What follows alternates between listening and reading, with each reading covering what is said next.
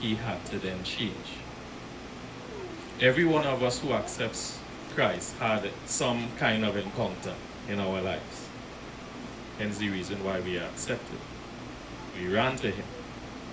There's very few people that just say, I want to serve God. Most times, something happens.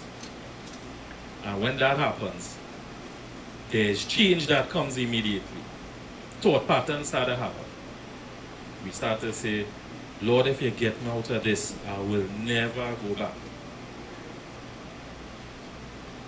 And when you realize you're out, we go back. Simply because it's the norm, it's what we do. We tell ourselves that we're going and change, but we don't. I took the opportunity and I looked at the prodigal son. And when I looked at his life, which we all know, there are some key areas I wish to look at when it comes to transformation. We know in this account, he went to his father, and we see it. He went to his father and he said that he wanted his portion. And then he would have taken his portion and he went out and he lived his life. But then it says something. Then something happened. The Bible says that when he came to himself,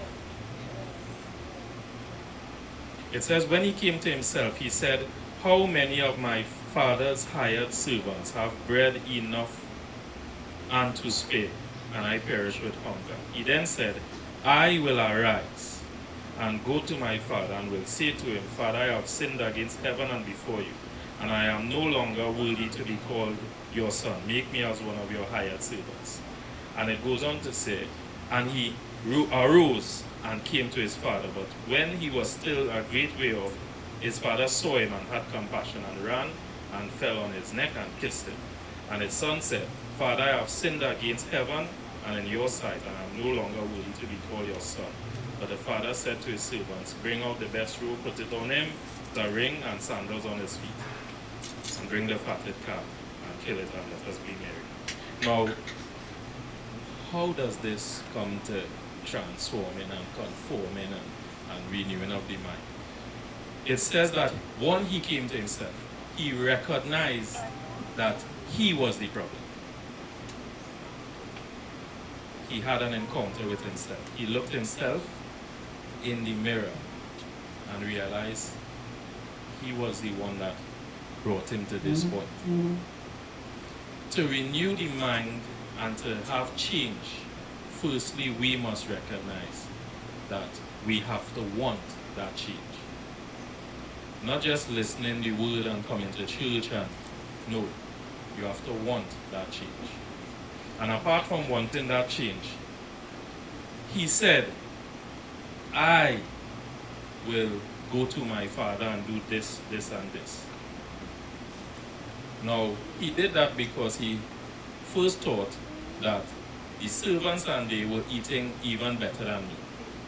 Now, why is this important? It's important because he saw that people who were not of the household, people were not of his father's lineage, people who were not supposed to be benefiting, was benefiting greatly by being in the presence of his father. And he had that. He had rights there. When one recognizes that they need to change, they start to see that if I was doing X, look, these people who I say are serving the devil prosperous. Commander just said it how to do business. You need to understand that. But the Bible says here that he saw that, and then he made a statement. I will go and say to my father, I am no longer worthy to be called your son. He made a decision in his mind that when I go back, I'm not going to be the same. Now, what was important there is he did this. He went back. When he arrived and his father came to him and greeted him with a hug and a kiss, before the quote, when his father greeted him with a hug and a kiss, the normal person would recognize, hey, I'm back inside. So you know what? There is now no need to say the things that I need to say because I'm still his son. So by right, he took me, he hugged me, and he kissed me. By right, I am back in my rightful position.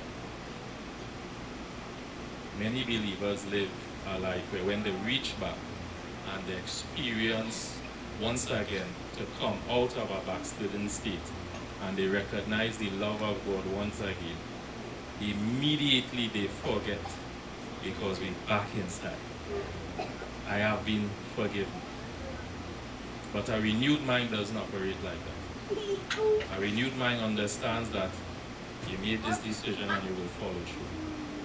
So you know what he did? He said to his father, I know I have sinned against you and against heaven, and I am no longer worthy to be called your son. Do you understand? He was willing to take a lower role from what was his rightful place. The son who asked, give me my portion, know what he's supposed to get. But the son who went back recognized that I really know that is what I'm supposed to get, but you know what? All I want is to be here back in the presence. Even as the servants could live and have enough, it said they had enough and enough to spare. So they had an abundance and they were just servants. And he recognized and he said, I know. This change in his mind says, I know I'm willing to take that road.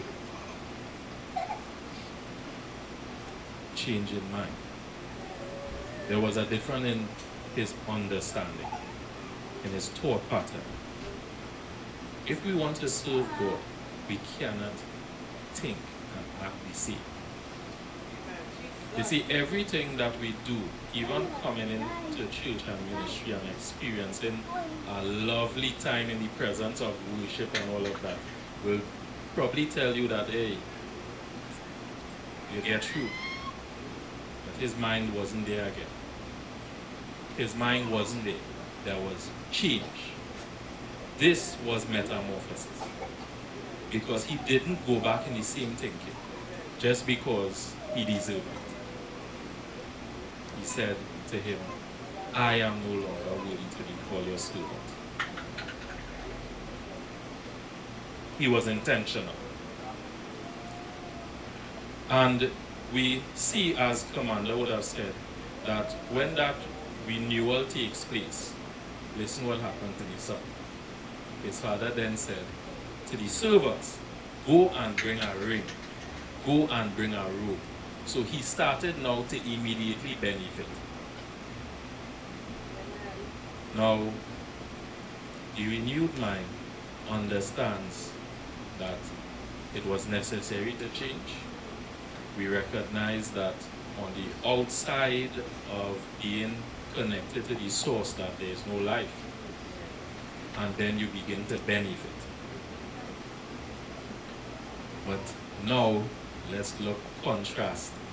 Let's look at the everyday continuing to conform Christian. In this same scripture, it goes on to say that his brother saw what was going on.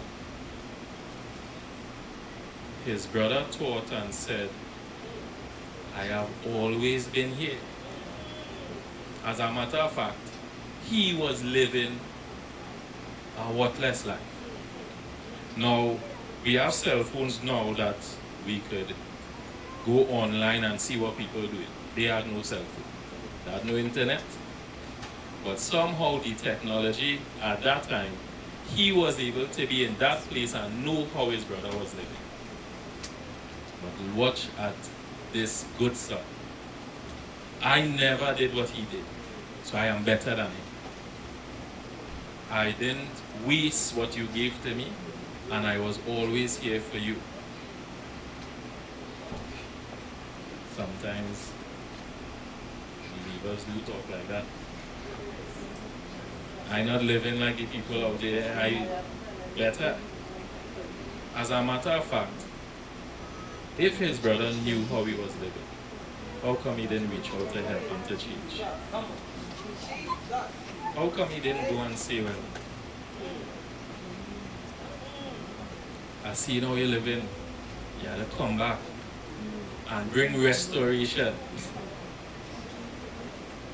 But you know what?